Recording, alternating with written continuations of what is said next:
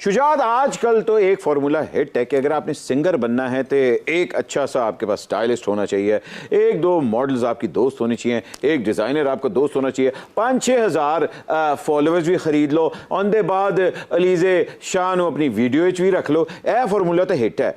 आपका formula different है। रोज रियाज, सुबह रियाज, शाम नू रियाज, ए मलिक रियाज, ए मतलब है, ए मेरा मतलब है, ए फार्मूला कित्थों आया? जी ये जो फार्मूला है ये तो स्पेशली हमारी फैमिली में बताया जाता है। मेरे दादाजी हैं उस्ताद सलामत अली खान से, मेरा बहुत असल में उनके साथ ही मेरा ज़्यादा रहा है। और बस हमारे जो घराने में वो यही बताया जाता है कि बेटा कम खा लेना लेकिन इसका साथ ना छोड़ना। आए।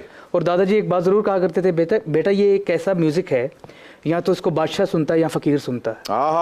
सो जितना भी तुम्हें सुनेंगे वो ख़ास ही होंगे लोग जो सुनेंगे, तो इसको करते रहना, इज्जत मिलेगी। क्या खूबसूरत बात की। कोशिश करते हैं। सोनू निगम ने आपके दादा और नाना की एक ऑडियो के ऊपर कमेंट किया था कि यार ये क्या स्पिरिचुअल गाना है, ये क्या जिन्नाती आवाज़ें हैं और ये क्या आउट ऑफ बॉडी एक्सपीरियंस है।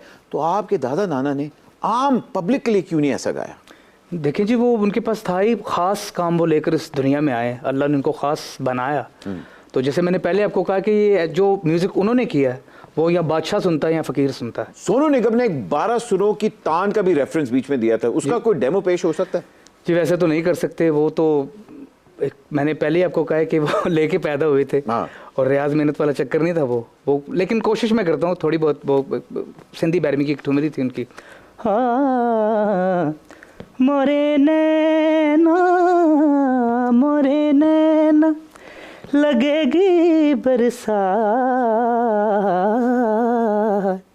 सजन मोहे छोड़ न जाना, हाँ मोरे नैना लगेगी बरसात, मोरे 12 सुर नहीं है तो लग रहा है 12 कलेक्शन को सब उड़ाता है। वाह वाह वाह वाह।